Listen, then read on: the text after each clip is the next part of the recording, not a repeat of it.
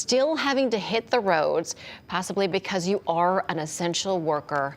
You are very important, and we're going to be checking in with the state police in a little bit on tips to keep in mind. Oh, looks like we do have Sergeant Don Pagan of the Connecticut State Police with us. Thanks so much for being with us. We know it is a very busy morning, a busy day ahead of you. So we have to ask, as people who do have to head out, people like you, ourselves, a lot of essential workers in the medical field, what's the message for folks if they do have to head out and hit the roads? Just be wary. So right now I'm at DOT in Groton. They're extremely busy, refueling, reloading, getting ready. They have been out on the highway, clearing the roadways. So on my way here, what I noticed is that despite, any clearing of the roadways that's going on, the winds are so high right now that there's a number of snow drifts. So the consistency of the roadway, you may have a clear section, but then, you got to anticipate that there's going to be snow drifts. So, watch your speed, make sure you're traveling at a slow and steady pace. Yeah, slowing down has just got to be the #1 thing there.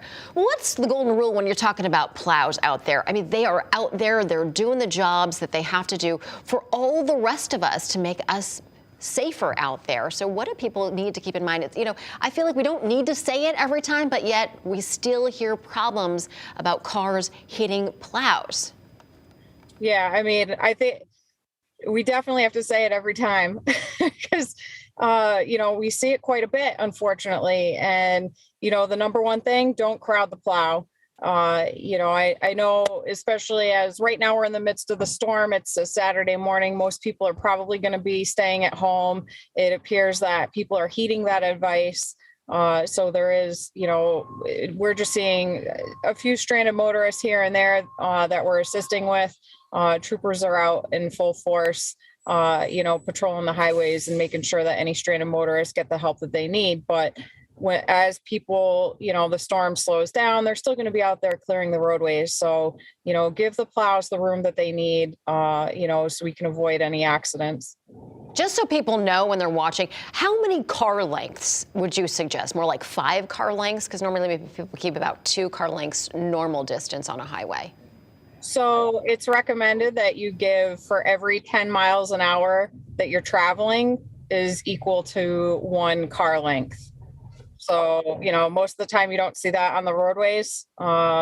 People tend to travel pretty close to one another, and that's where you can really get yourself into some trouble.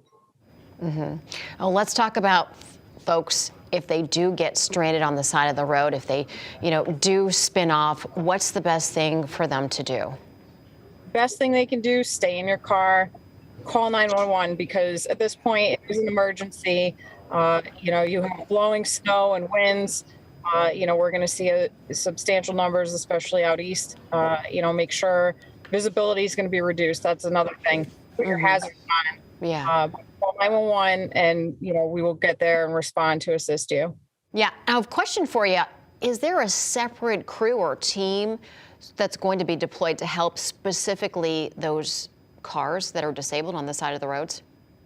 Nope, that's our state troopers out there. That's part of our territory. Right. So that's something that, we take into consideration with every storm that we work, and typically not even just storms in general, sweeping our highways is something that's part of our routine patrol.